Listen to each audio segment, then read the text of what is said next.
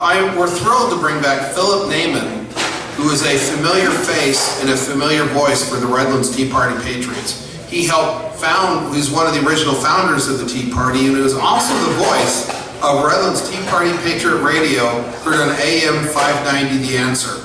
He is still a very quotable defender of the Second Amendment, and he now hosts a show called The Firing Line, which is heard on AM 590 Saturdays from 1 to 2 p.m.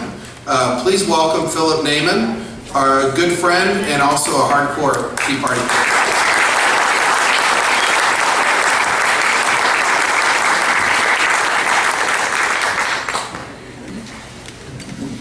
Why does this seem so familiar?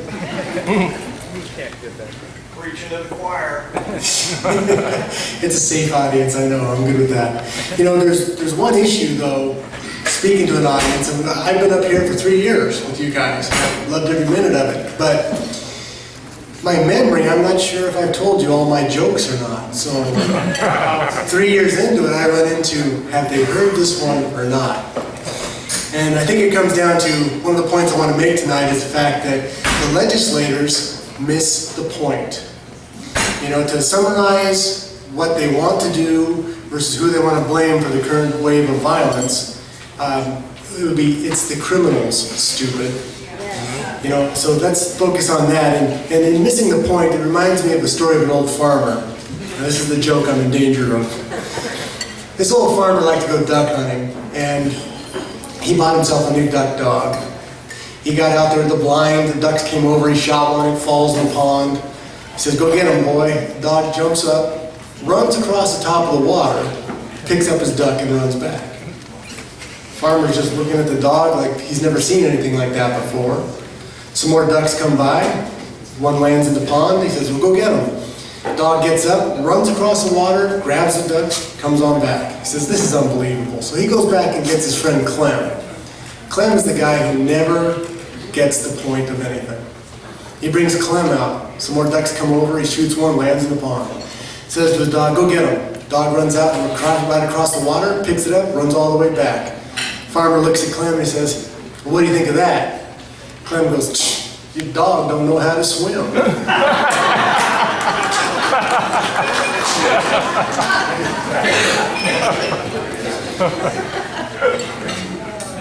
The Second Amendment. The Second Amendment has a long history with Americans since it was there at our founding, but it has a longer history with our heritage and the heritage of Western Europe that came to the United States. If you want to go all the way back into England, there was a time when every English freeman had to be trained with the use of a longbow to defend his country. So that was the basis of the heritage. Those people are the ones who came to America and started our political founding at that point in time. During the Revolution, the revolutionary sentiment, people were oppressed. You had to have troops quartered in your homes, taxation without representation, pretty much Obamacare. You know, you had to feed the troops out of your own money. There was a feeling of hopelessness all the time. And that was something that feeling of not being able to defend themselves carried forward into the writing of the Constitution and our Bill of Rights. And that's what was so adamant by our founders that they put in its own amendment in the Bill of Rights. We would not have a Constitution without that Bill of Rights. And the Second Amendment was one of the ways to correct it. So I'd like to say a few things about what they had to say. First, James Madison quoting the Second Amendment. "The well-regulated militia, being necessary to the security of a free state, the right of the people to keep and bear arms shall not be infringed." Does that sound familiar? Does that sound like the climate in Sacramento? No. Remember that guy who came here always said, "Yay, yay, no, no"? Anyway, let's talk about George Washington. A quote from George Washington is, "A free people ought to be armed." Man of few words, that said it right. Now, George Washington was the father of our country, right? Well, Chris Rock said Obama is the father of our country. And if you don't do what your daddy says, he smacks you around. What a difference, huh, in patriots. George Washington also said, Firearms stand next in importance to the Constitution itself. They are the American people's liberty teeth and keystone under independence. From the hour the Pilgrims landed to the present day, events, occurrences, and tendencies prove to ensure peace, security, and happiness. The rifle and pistol are equally indispensable. The very atmosphere of firearms everywhere restrains evil interference. They deserve a place of honor with that all that is good.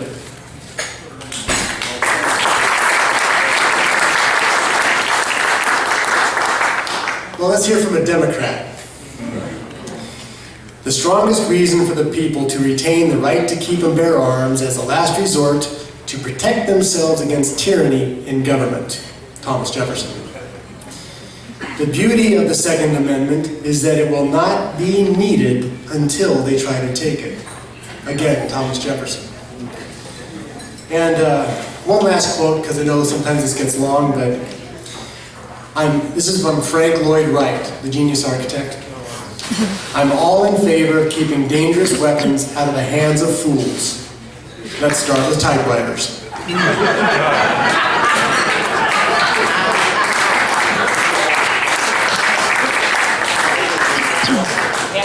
Okay, so the right of the people to keep and bear arms shall not be infringed.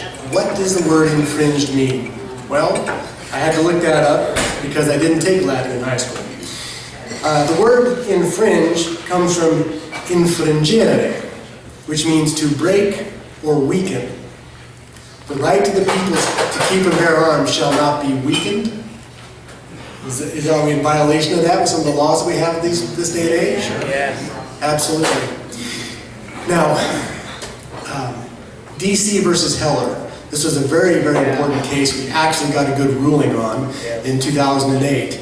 DC versus Heller was a security guard who lived in the District of Columbia who said, I own a pistol for my job, I should be able to keep that for my own self-defense. The District of Columbia said, no, you don't. The government will protect you.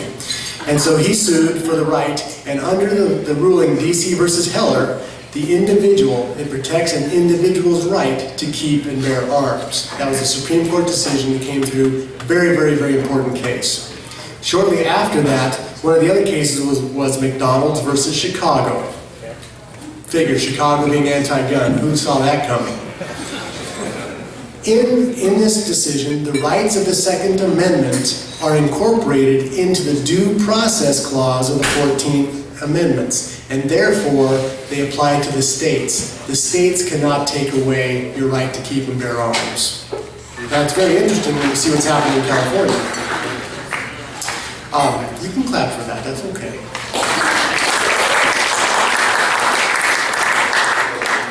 Now, another one, Nordyke versus King, happened in 2009. You can see why it is so important that we don't lose our Supreme Court this time.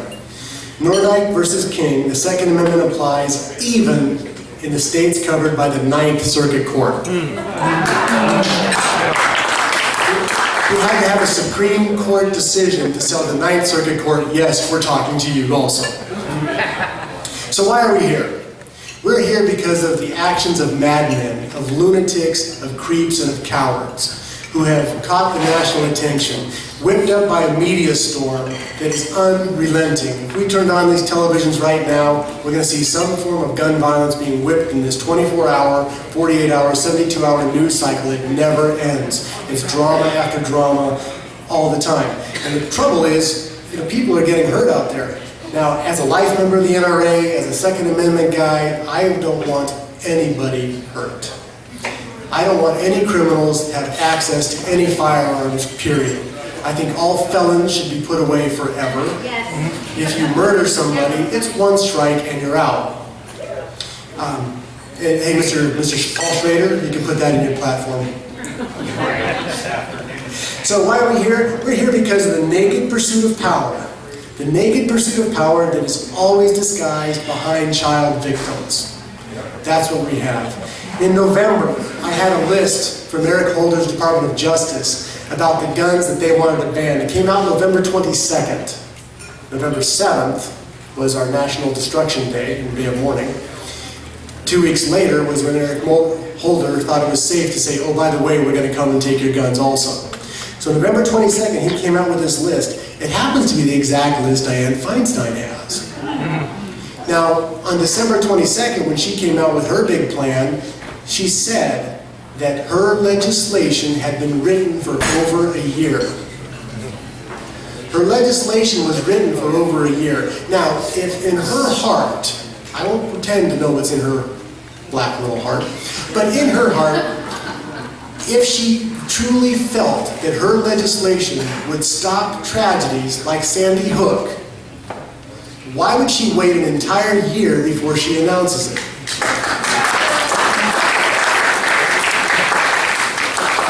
She waited for political expediency, for her re-election, for Obama's re-election, and then she waited, and waited 2 months after that for enough dead children to make her point.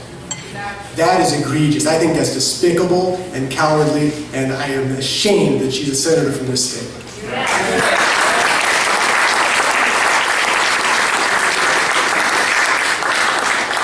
Dianne Feinstein was involved in a publicity stunt a number of years ago, where in San Francisco, they collected firearms. They were going to melt them down into a piece of art, okay? And she donated her gun, but what she had done is she bought a cheap gun. She didn't give the gun she carried on her personal concealed weapons permit. She kept the good gun, she gave a cheap one until one of her bodyguards let it slip.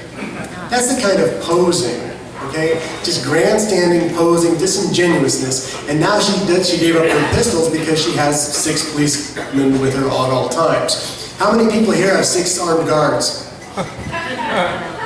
2 armed guards? 1 armed guard? Okay? It's unrealistic. They're completely insulated from what everybody else has. Then we had King Obama and his 23 imperial decrees. Again, there wasn't one thing in there that would stop what happened in Sandy Hook. As a matter of fact, it's another push for power, and this is in an odd area that they tend to be going here. They're empowering health and human services with a whole new brand of issues and things to look at, which I think is creepy. We have 16,000 new IRS agents on the payroll to enforce Obamacare, and then they're giving the doctors and the health and human services all these decision and control issues. For instance, your healthcare provider now has to report if you said anything that could be construed as aggressive. I will not. I will not do that. That's aggressive. I will not report it. As your doctor reporting. Everybody go to Sam. I like this one, okay? One of his 23 decrees was a presidential memorandum to trace all guns found at crime scenes. Yeah, no S, Sherlock. So we got this presidential memorandum now, right? So here's our presidential memorandum. We're going to trace these guns found at a crime scene. Okay, let's trace this one. Oh, it came back to Eric Holder. Oh, crap.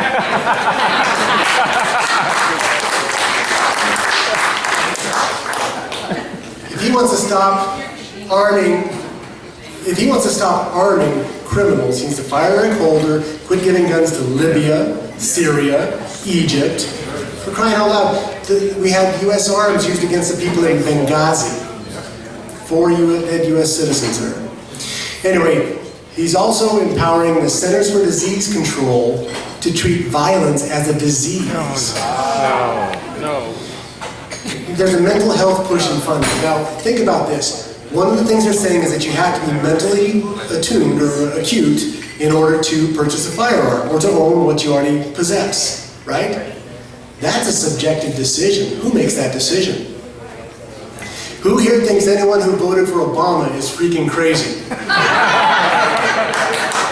They should not be allowed to have guns.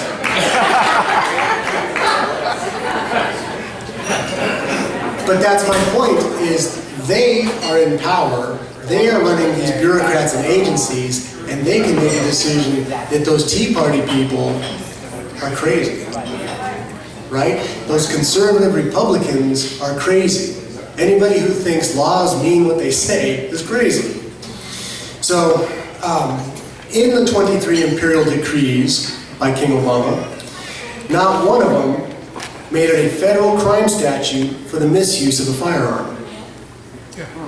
He didn't say if you use a firearm, which is a federally registered item, right, to legally own one, and to kill a U.S. citizen, it's minimum 25 years in a federal penitentiary. Did anybody hear him say that? No. Why? Because crime's not the issue. Right. They want to have a way to control the masses. They'll have a web of laws that you simply can't help but violate.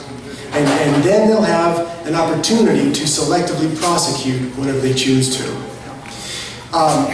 We have this thing that went on in San Bernardino today, right? We have another coward running around shooting women in the back of the head, shooting police officers at stoplights. The man is a coward. He's not even a man, he's just a coward, okay? The media, one of the things that Obama should have decreed is he should have said that he requests the media not mention the name or any personal details of any of these murdering cowards, to put a complete blackout on whoever they were and who cares. Now, if you need to know for some reason, you can go get a police report, but it should not be spread out 48 hours, all this press time. This coward that's up there, this coward who's caused these murders, he's loving this attention. This is his 15 minutes of fame. If he kills some more people and goes a few more days, wow, they might make a movie out of him, right? Why? Now, he also did not decree that something should be done with Hollywood and the amount of violence in movies. Does anybody here believe that movies could influence violent behavior? Raise your hand if you do. Yeah, see, Obama didn't say anything about that, yet a few months ago, they blamed a little video no one had seen with inciting the entire violence in Benghazi. What is up with that? How can a movie nobody saw inflame a country, yet the hundreds of millions of violent things we see all the time don't affect our current culture? It's insane. Insane. Okay, so let's talk a little bit about guns themselves. We've heard about semi-auto. Can anybody here define what a semi-auto is? Where they want to go. Yes, Johnny. Watch what they do. Okay, you pull the trigger, it either ejects around or feeds a new one to be tried again. So the next time you pull the trigger, it will go off. Okay. Typically, people think of pistols, shotguns. Pistols meaning a semi-automatic pistol with a slide that moves back and forth, ejects the old shell, like the old Colts. Or shotguns, you pull the trigger on a shotgun, it throws one shell out, it feeds another one in. Or a rifle that does the same thing. Those are semi-automatic. But what about, we're hearing them say, you should use a revolver, right? The revolvers are safer. Well, in a 1950s or 1930s style police revolver, the 6-shooter 38 Special, which by the way is the #1 caliber policemen are killed with, every time you pull the trigger, that gun goes off. So even a revolver is semi-automatic. It self-loads because the cylinder turns over, as long as it's a double action. Every time you pull the trigger for 6 or 8 shots, that gun goes off.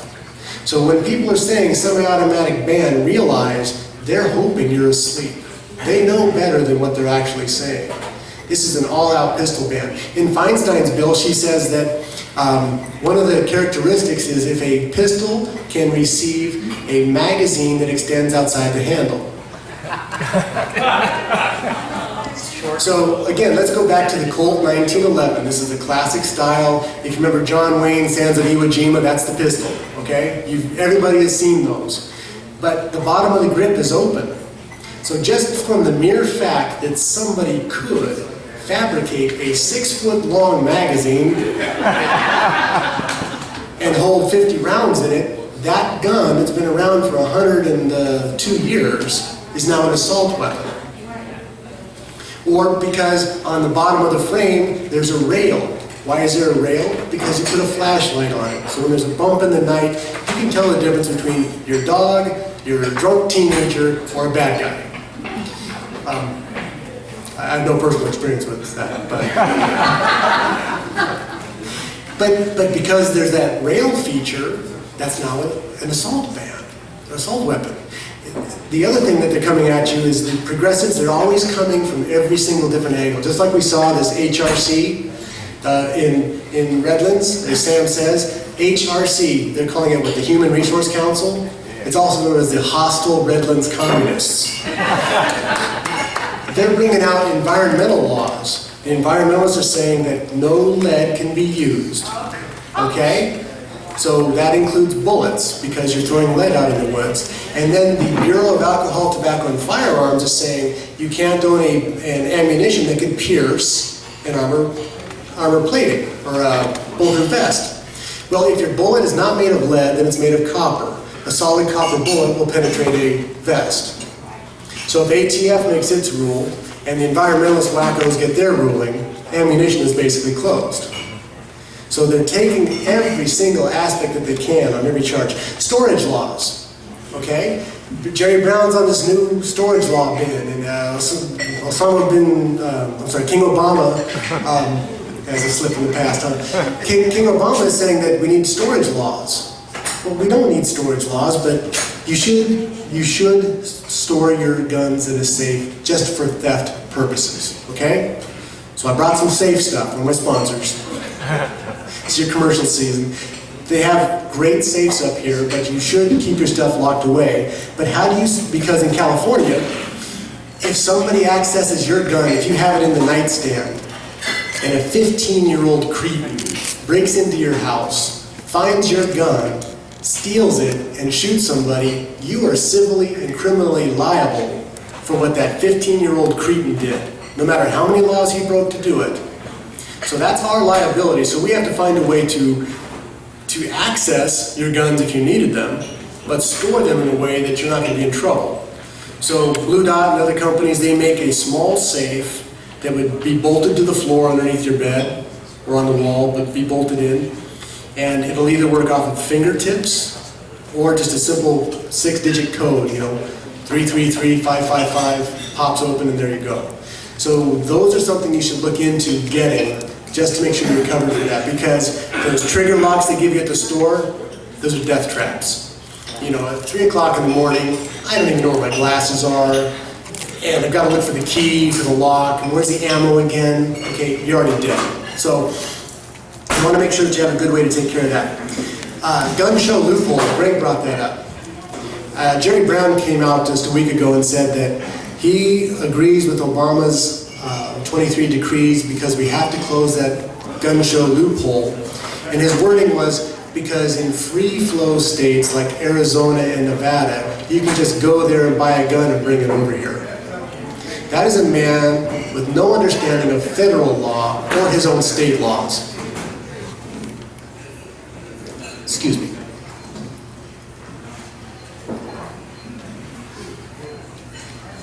To legally sell a gun, you have to be a federal firearms license dealer, okay? So if I went to a gun show in Phoenix, Arizona, and I said, I love this gun, I want to buy it, and I gave the guy my money, and he gets my ID, and he goes, sorry man, you're in California, tell me where you want me to ship this, because he's going to have to ship it to a federal firearms dealer in California, and I'm going to have to wait 10 days after it gets there before I can get that gun. He cannot ship it to California if it's not on the California's Department of Justice approved list. So we only have a small list of guns that can come here, and if he does it, he's got to ship it, and I've got to have it registered. Otherwise, it's an illegal transfer, and illegal transfers are illegal.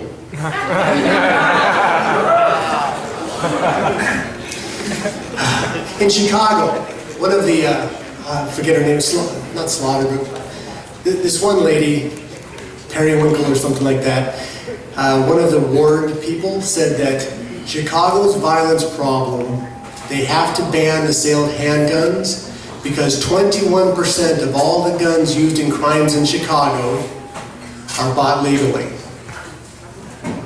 Any math majors in here? If 21% were obtained legally, what percent were obtained illegally? 79? So what's the problem? Do you want $21 or $79? What's the problem here? The problem isn't your 21%. The problem is your 79%. If you put your criminals in jail and don't allow them access to guns, you just cured 79% of your problem. At the end of the day, if you want your murder rate to go down, would you like it to go down 21% or 79%? Show of hands. See, you guys are too smart to fall for that. Anyway, also in city of San Bernardino, that beautiful area around the country club, there's been some horrific crimes there. Have you all read about that? Yeah? Recently, an 84-year-old wheelchair-bound woman was beaten senseless with a mag light. On Wednesday, yesterday I guess it was, I gave a talk at a Rotary Club, the Sunshine Loma Linda Rotary. Anyway, the president of the club, because they're kind of pacifists in there, he says, well, do you really think that an 84-year-old woman is capable of having a gun? Yes. I said, why wouldn't you give her that choice? Let her choose if she feels she's capable or not, right? Then I went home and opened up my newspaper and I read about an 86-year-old woman who just fought off an attacker with a pistol.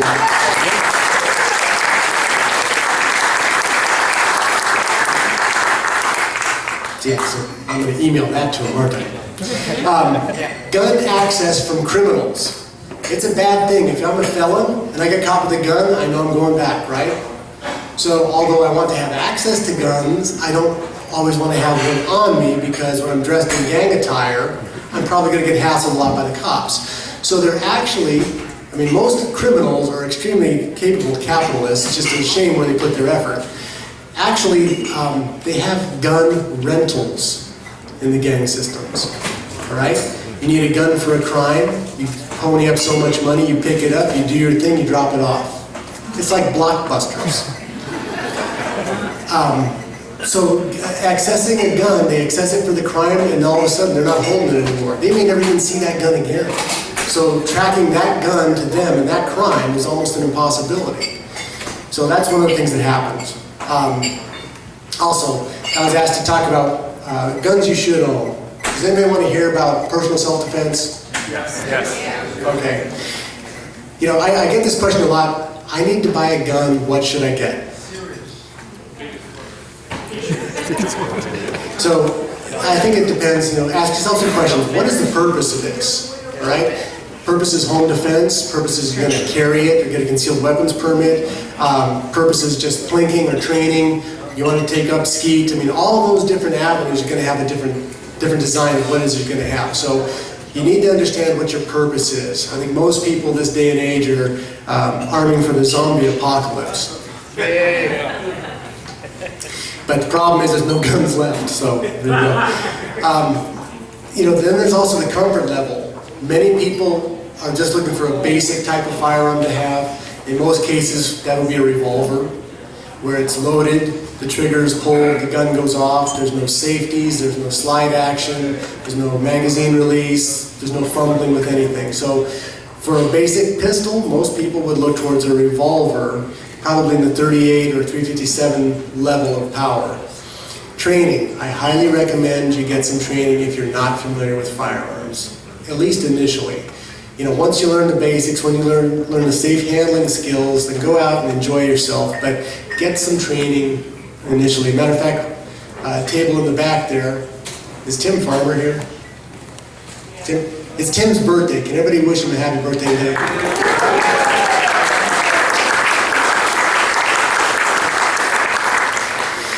It's not. I just want to bug Tim. Anyway, we're going to take them out on February 16th to do a beginners, you know, from the box to the bullseye type of a course. So that's something you're interested in. Let me know. We'll get you scheduled for that. Also, self-defense. There are many rules in self-defense, especially in California. When you can apply force, when you can't apply force. You can only apply force. My understanding of this. That's my disclaimer there. You can only apply force if you believe, and a reasonable person would believe, that you or someone else is in imminent bodily danger, okay? So if somebody came in and was stealing that basket there, I couldn't shoot them. Unless I could get in front of them and think they were charging me, then I could shoot them. No, you can't, for property, you can't use a firearm. It has to be for defense. And once the threat level is dropped, you can no longer pursue. So if somebody shoots at you, their gun's empty, they drop it and go, okay, I quit. the law says it's over. Anyway, so that's just an important factor. You have to understand what the legal ramifications are on use of force. For home defense, I think that a 20 gauge semi-automatic shotgun with number 4 buck, not double lock, but number 4 buck, would absolutely clean your hallways. So that would be my recommendation for that. So folks, we have the Second Amendment. You know, if you can find firearms or you want help selecting them, let me know. We have some good contacts for that. And defend yourselves, defend your Second Amendment, support those politicians that are working for you. And once again, it's been my pleasure. Thank you very much.